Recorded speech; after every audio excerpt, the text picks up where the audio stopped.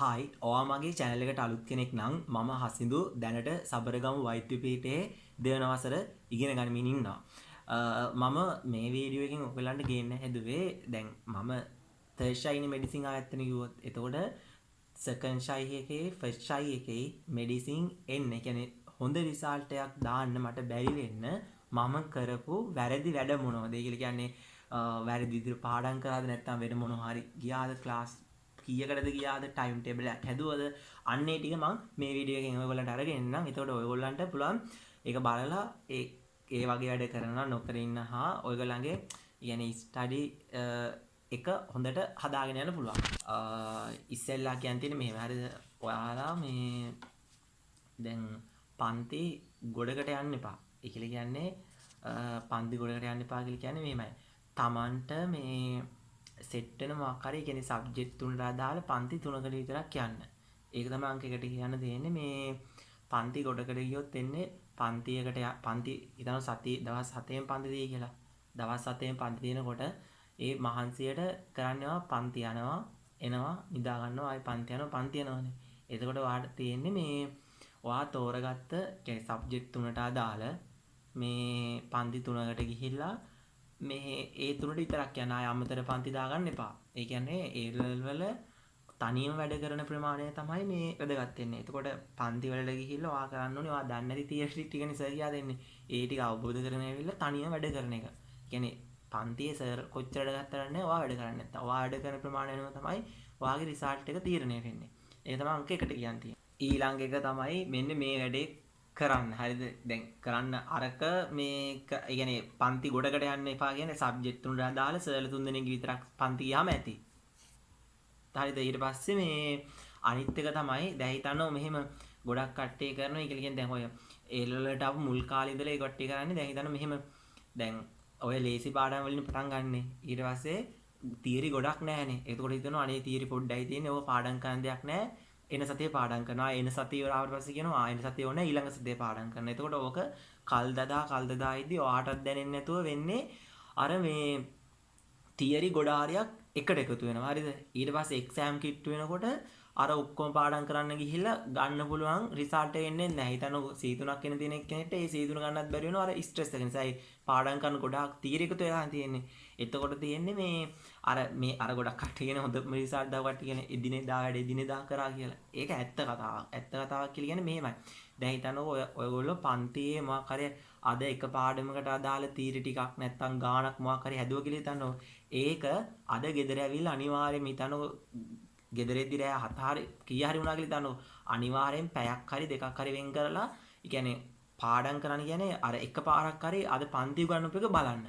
හරිද? බලලා ඒක ඔලුවට දාගන්න. ඊට පස්සේ ආයෙ තව සති දෙකකින් විතර ආයෙ ඒක ඔලුවට දාගන්න. ආයෙක පාඩම් කරන්න කියලා කියන්නේ. ඒ කියන්නේ අර එදිනෙදා වැඩ එදිනෙදා කරන එක නම් ඇත්තට මේක ඕනේ කියලා කියන්නේ නැත්තම් වෙන්නේ අර හිතනවා දැන් පොඩි තියරි කැලේ ටික එකතු කරගෙන ගිහිලා අන්තිමේදී මාසයක් දෙකක් යනකොට දන්නේ නැතුව පාඩම් දෙක තුන එකතු වෙලා. ඊට පස්සේ පාඩම් කරන්නත් එපා වෙනවා. අර එවෙලේ උගන්වන ටික එවෙලේ දාගෙන ගෙදර ඇවිල්ලත් ආයෙ බලලා එහෙම ගියාට පස්සේ මේ ඒක සෙට් වෙනවා. ඒක නිසා මේ අර පුළුවන් නම් පන්තියේ දාකරන ටික ගෙදර ඇවිල්ලා අනිවාර්යයෙන්ම බලන්න. බලලා ආයෙ තව සතියකින් විතර ආයෙ බලන්න. ආයෙ සති දෙකකින් මාසෙකින් එහෙම බලලා අර ඔළුවේ ඒ තියරි කැලේ හැමතිස්සෙම තියාගන්න බලන්න. ඒක ඊළඟ එක. ඊළඟ එක තමයි මේක. කියලා කියන්නේ දැන් A level පටන් ගත්ත මුල් කාලේ ගැටි තමයි මම ගොඩක් දේවල් කියන්නේ. හරි එතකොට මේ දැන් ඔයා A level වලට ආපු මුල් කාලේ ගොඩක් කට්ටිය කරන්නේ දැන් හිතනවා තාම යාන්ත්‍රික විද්‍යාව පටන් අරගෙනවත් නැහැ. හරිද? ඊට පස්සේ ඔය ඒකකාමාන වලින් පටන් ගන්නෙ.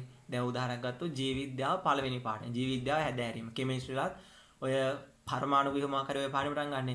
ඒතකොට ඉස්සරහ තියෙන පාඩම් වල මාතෘකා ටික දන්නවා. මේ පාඩම් වල මොනවද තියෙන්නේ කියලාවත් දන්නේ නැහැ. හැබැයි ඒගොල්ලෝ කරනවත් තමයි අර ලෝකෙවත් නැති හතර වටේ තියෙන පොත් ඔක්කොම ගෙනල්ලා ගොඩ ගහ ගන්නවා. හරිද? ඒ සමහර අපේ යාළුවෝ 30000 40000 50000 ඔච්චර විතර පොත් ගෙනාවා. ඒ ලෙවල් ඉවර වෙනකොට සමහර ළමයි ඇත්තට කිව්වොත් කැම්පස් යන්න තරම්වත් රිසල්ට් එකක් දෙන්නේ නැහැ. එතකොට අඩුම අර ගෙනාව පොත් ටික කරලා ඉවර වෙන්නේ නැහැ. හරිද?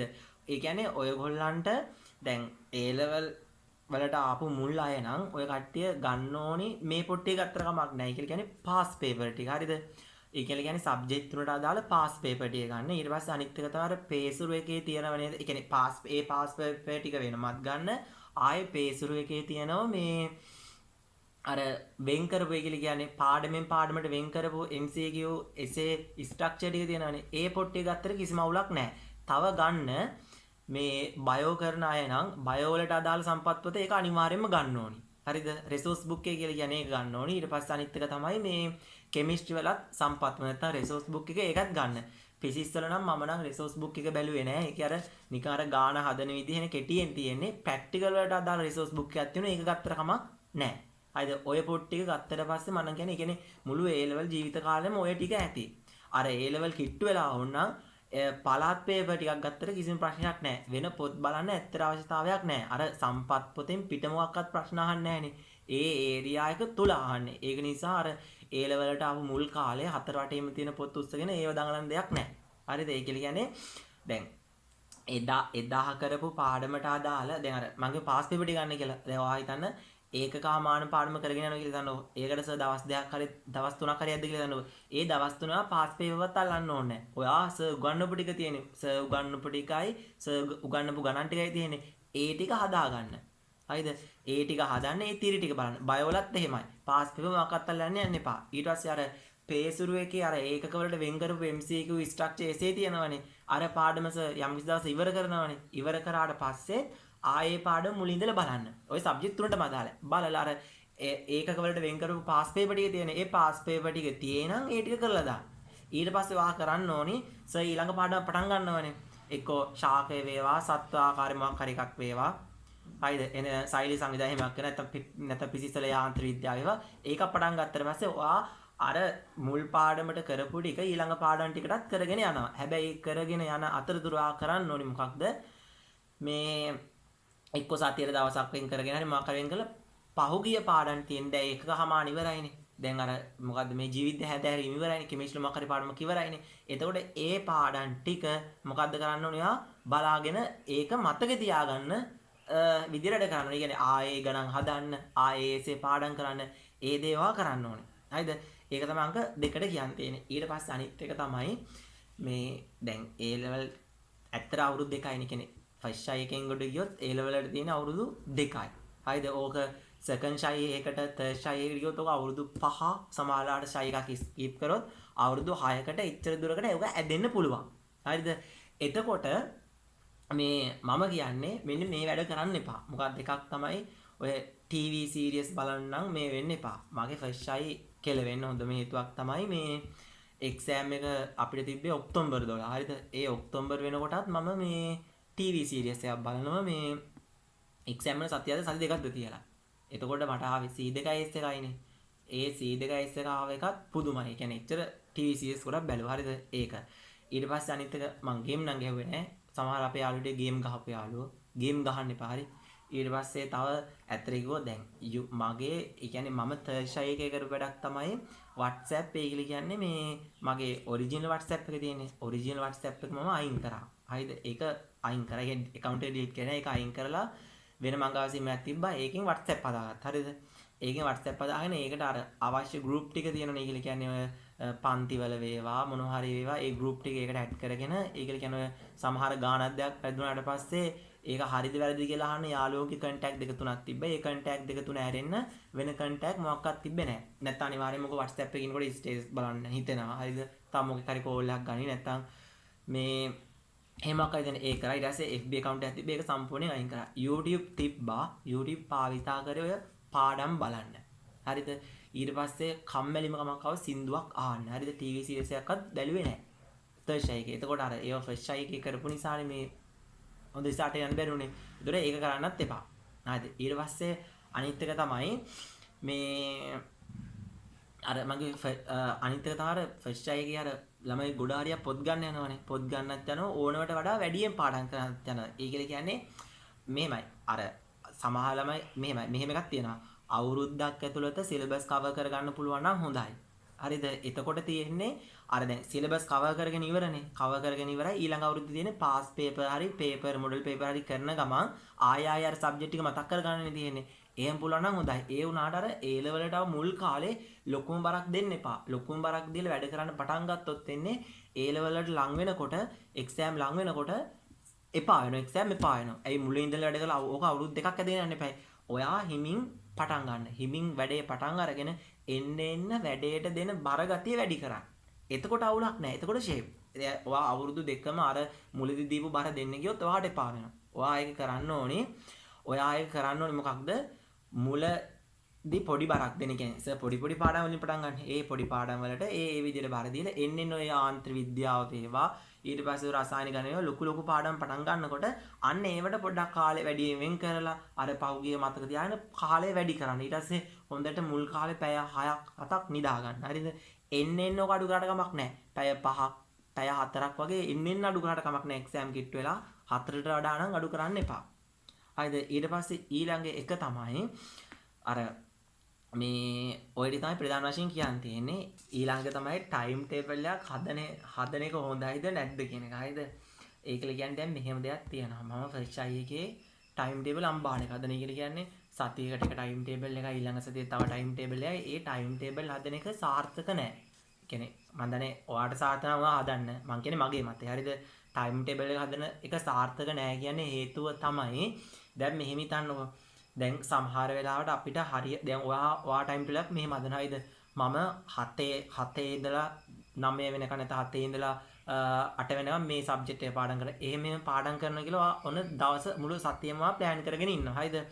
සමහරවිට ඔයා හිතන්නකෝ ඔයාට සමහරවිට පන්ති ගිහිල්ලා වෙනද එන්නේ 6ට නම් ඔක 6:00 වෙන්න බැරිද? වෙන්න පුළුවන්. සමහරවිට ඔන්න අම්ම වෙනද වියනවා 8ට. හැබැයි තව සමහර වෙලාවක කියනවා එක්ක වේලාසනේ. නැත්නම් වියනවා 9ට. එතකොට එහෙමනේ. අන්න ඒක සාර්ථක නැහැ. ඒක කියන්නේ ඇත්තට හරියටම අර වෙලාව දාලා ටයිම් ටේබල් එකක් හදන එක අසාර්ථකයි. ඔයාට මෙහෙම පුළුවන්. හරිද? මේක මම තර්ඩ් ෂයි එකේ කරපු. තර්ඩ් ෂයි එකේ සෙකන්ඩ් ෂයි එකේ දෙකෙන්ම කරා. ඒක සාර්ථකයි. හරිද? සාර්ථක ක්‍රමය තමයි මෙහෙම කරන්න. හරිද?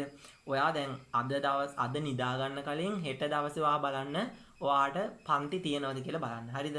කොච්චර වෙලාවක තියෙනවද කියලා බලන්න. සාමාන්‍යයෙන් දන්නු පැය 4යි නම් පන්තියේ තියෙන්නේ. ඔයාට සාමාන්‍යයෙන් යන්න එන ටයිම් එක එන ටයිම් එක ඒක බලන්න. හරිද? ඊට පස්සේ සාමාන්‍යයෙන් ඔයා පැය 6ද 5ද 4ද දාන්නේ ඒ ගානත් එකට එකතු කරගන්න. ඊට පස්සේ කන්න බොන්න දවසට ඒ ටික ඔක්කොටම පැය දෙකක් වැඩි ඇත්තටම පැයක් ඇති. ඒ කියන්නේ සමහරු කනවා. හරිද? කන්න ගියාට පස්සේ ෆෝන් එක ගන්නවා. හරිද? එතකොට අර විනාඩි 2කින් 3කින් කන්න පුළුවන් එක විනාඩි 30 නෙමෙයි පැය කන කට්ටි ඉන්නවා. හරිද? එතකොට මම කියන්නේ ඒ කන බොන නාන ඔක්කොම පුළුවන් නම් පැය දෙකක් දවසට වෙන් කරගන්න. ඊට පස්සේ පැය 24න් ඔක අඩු ගාඩ පස්සේ දන්නවා පැය 6ක් 7ක් ආව කියලා. අන්නේ පැය 6 7 ඇතුළත ඔයා දන්නවනේ ඔයාට කොච්චර පාඩම් කරන්න පුළුවන්ද කියලා. බයෝ රචනා මෙච්චරක් මට මේ පැය දෙකෙන් පාඩම් කරගන්න මේ පැය 6න් බයෝ රචනා දෙකක් ඊට පස්සේ පිසිස් ගිය සති උගන්වපු පාඩම ඊට කෙමිස්ට්‍රි වල මට බැරි වෙච්ච මේ කොටසක් තියෙනවා. මේ කොටස මෙන්න මේ කියන ටික මට පාඩම් කරගන්න පුළුවන්. ඔයා ඒක පොඩි ඩයරියක් හරි මොකක් හරි පොඩි පොතක් අරගෙන ඔයා දිනේ ලියන්න උඩින්. හරි දෙක කියන්නේ හෙට දිනේ ලියන්න. ඒ කියන්නේ 2025 2යි 5 හරි මොකක් හරි හෙට තියෙන දවස ලියලා 1 2 3 4 කියලා ඔයා හෙට කරන්න පුළුවන් ඔයාට වැඩ ටික තියෙන ඒ ටික ලියා ගන්න. හරිද? ඒ ටික ලියලා ඔයාට තියෙන්නේ මොකක්ද දන්නවද? ඔයා කැමතිම සබ්ජෙක්ට් එක තියෙනවනේ. අනිවාර්යෙන් ඔයා කැමති සබ්ජෙක්ට් එක දාලා ඩැක් එක ලියන්නේ. ඒ වැඩෙන් ඔයා පටන් ගන්න. ඒක ඉවර වෙලා ඒකට හරියක් දාන්න. ඔයා කොහොම හරි නිදා ගන්න කලින් ඔයා ඒ කියන්නේ ඔයාට නිදහසේ තිබ්බ පැය ගන්නට කරන්න පුළුවන් වැඩ ටික නවා වෙන් කරගත්තේ. නිදා ගන්න කලින් අර ටිකට හරි ටිකක් දාන්න කියන්නේ අර ටික කරලා ඉවර කරන්න බලන්න. හරිද? ඊට පස්සේ දවස් ඉවරෙද්දී ඔයාට සතුටුයි. ඔයාගේ ටාගට් එක ඔයා ඒ දවසට ඉවරයිනේ. ආයේ අද නිදාගද්දී ඔයා මොකද්ද කරන්න ඕනි? හෙට තියෙන ටික ආයේ අර වගේ කොච්චර පැය ගණන් මට නිදහසේ ඒ කියන්නේ කොච්චර පැය ගණනක් මට වැඩ කරන්න පුළුවන්ද කියන ටික බලලා මේ ඒකට අදාළ වැඩ ටිකක් ලියාගෙන ඒ ටික කරන්න. ඒක තමයි හොඳම ක්‍රමය මම නම් කියන්නේ ටයිම් ටේබල් එකක් හදනට වඩා. ටයිම් ටේබල් එකකින් එන්නේ ඒක මම දකින්නේ මට නම් ඒක සාර්ථකුනේ නැහැ. ඒක තමයි ඊළඟ එක. කොහොම හරි අන්තිමේටම කියන්න තියෙන්නේ මෙන්න මේ වැඩ ටික නම් ෆස්ට් එකේ කරන්න එපා. හරිද? ඒකල කියන්නේ ඔයා පන්ති යනවා විතරක් කෙනෙක් වෙන්න එපා. හරිද? පන්තිරේ ගිහිල්ලා ආයෙ ගෙදර එනවා. ආයෙ ගෙදර ඉඳන් පන්තිරේ එහෙම කෙනෙක් වෙන්න එපා. පුළුවන් නම් පන්තියේ ඒකල කියන්නේ අර පන්තියේ සර් පාඩම උගන්වනකොට අර පාඩම අහගෙන ඉන්න පුළුවන් යාළුවෙක් ළඟ ඉන්න. සමහර යාළුවෝ කියන්නේ යාළුවා ඔක්කොම ආශ්‍රයයන් මං කියන්නේ. හරිද? ඒකල කියන්නේ දැන් ඇත්තට ඔය අවුරුද්දකින් පස්සේ ගොඩක් යාළුවෝ හැලලා යනවා. හරිද? සමහර කට්ටිය මින් කැම්පස් යනවා, සමහර කට්ටිය සෙකන්ඩ් ෂයි තර්ඩ් ෂයි එහෙම කරන කට්ටිය ඉන්නවා. ඒකනේ මම කියන්නේ මේ එහෙම එක්කෝ එහෙම සෙට් වෙන යාළුවෝ නැත්තම් ඔයා විතරක් තනියම ගිහලා එහෙම කොහෙන් හරි වලලා ඒ පාඩම අහගෙන ඉන්න. ඒ වෙලේ ඔළුව ටිකක් දාගෙන යන්න. හරිද? ඊට පස්සේ ඒ එදා උගන්වපු ටික පුළුවන් නම් ගෙදර ඇවිල්ලා එදාම බලන්න. හරිද? ඒක එක. ඊට පස්සේ ඔය TV සීරියස් ගේම් මේවා ඕවා බලන්න එපා. හරිද? ඕවා බලන්න එපා. ඊට පස්සේ අනිත් තමයි සෝෂල් මීඩියා FB කියයි Instagram කියයි YouTube එකේ A level වලට අදාළ දෙයක් ඇරෙන්න. හරිද? වෙන ඒවා නම් බලන්න එපා. හරිද? එතකොට මං කියන්නේ මගේ වීඩියෝත් වලට අදාළ නැත්නම් ඒ බලන්නත් එපා. ඇත්තට ඔයාගේ ජීවිතේනේ මේක. හරිද? ඊට පස්සේ ඒක. ඊට පස්සේ අර A level ළඟදි පටන් ගන්න නම් මහ ලොකු බරක් දෙන්න එපා. පොඩියට බර දීලා එන්න පොඩ බර දීගෙන යන්න. ඒ තමයි හොඳම. හරිද? ඒ කියන්නේ පැය 6ක් 7ක් බය නැතුව නිදා ගන්න. එන්නේ පැය ගන්න අඩු කර ගන්න. එක පාඩේ පැය 4ක් විතරක් නිදාගෙන පැය 3ක් විතර නිදාගෙන ගත්තා පස්සේ මුළු ඒ ලෙවල් කාලෙම අවුරුද්දක් ඔක ඇදෙන්න යන්න එපා. හරිද? ඊට පස්සේ අනිත් එක තමයි මේ පන්ති ගොඩකට යන්න එපා. ඔයාට සෙට් වෙන සබ්ජෙක්ට් තුනකට ඔන්ලයින් වේවා ඔන් සයිට් වේවා මොකක් හරි විදියකට වාට ගැලපෙන වාට තේරෙන සර්ලා 3 දෙනෙක්ගේ සබ්ජෙක්ට් තුන දාලා සර්ලා 3 දෙනෙක් විතර පන්ති ගියාම හොඳටම ඇති. වෙන ඒ කියන්නේ ඔයා තනියම වැඩ කරන ප්‍රමාණය අනුව තමයි ඔයාගේ රිසල්ට් එක වැඩි වෙන්නේ. නැතුව පන්ති මෙච්චර ගානකට ගියා අච්චර ගාන කියලා වැඩක් නැහැ. හරිද? අම්මා කිව්වා හෝ තාත්තා කිව්වා පරියට පන්ති ගොඩකට යන්න එපා. අනිත් එක තමයි ඔය ගෙදර කන බොන ඒවට ඊට පස්සේ නාන ඒවට වේවා අනම්මනක් ඒවට වේවා මහ ලොකු කාලයක් වෙන් කරන්න එපා. කන්න ගියත් විනාඩි 5ක් ඇතුළත ටක් ගාලා බෙදාගත්ත ටක් ගාලා කෑවේ ඒක එන්න. හරිද? ඊට පස්සේ හිතනවා පාඩම් කළාට මහන්සි නම් හරිද? කියන්නේ ඔළුව රිලැක්ස් වෙන්න කියලා මොකක් හරි හේකට කියලා ආයේ ෆෝන් එකම ගන්න එපා. ඔයා ඔන්ලයින් ක්ලාස් යන කෙනෙක් නම් දැන් ඔන්න පැය 5ක් විතර ෆෝන් එක දිහා බලාගෙන ඉඳලා ඔයා දැන් බ්‍රේක් එකක් ගන්න. හරිද? බ්‍රේක් එකක් ගත්තට පස්සේ ඔයා ඔළුව රිලැක්ස් වෙන්න හරි මොකක් හරි කියලා ආයේ ෆෝන් එකේ වීඩියෝ එකක් බලන්න. ඒක බලන්න එපා. ඔය ඔක්කොම ටික පැත්තකින් තියලා පොඩ්ඩක් එළිය වටයක් ගහලා ඉන්න නැත්නම් මේක කතා කරන්න නැත්නම් නිදා ගන්න විනාඩි 5ක් විතර. හරිද? ඒ දේවල් කරන්න. ඊට පස්සේ මේ ඔය ටික තමයි කියන්න තියෙන්නේ මේ අනවශ්‍ය විදියට ඒක කියන මේ සබ්ජෙක්ට් එකට අදාළ ඒවා ඇරෙන්න වෙන ඒවා නම් පාඩම් කරන්න එපා. වැඩක් නැහැ. කියන්නේ සම්පත් පොත දෙන ඒකට පිට හැයාමක පාඩම් කරන්න යන්න එපා. එක්සෑම් එකට එන්නේ නැහැ නේවා. ආයෙ කියන් තියෙන්නේ ඔයගොල්ලන්ට මොනවා හරි ඉතින් ගැටලු මොනවා හරි තියෙනම් කමෙන්ට් එකක් දාන්න මම අනිවාර්යයෙන්ම රිප්ලයි එකක් දානවා. වීඩියෝ හොඳයි නම් ලයික් එකක් දාගෙන යන්න, channel එකත් sub කරගෙන යන්න. එහෙනම් අපි අලුත් වීඩියෝ එකකින් හම්බෙමු. මම හසිඳු.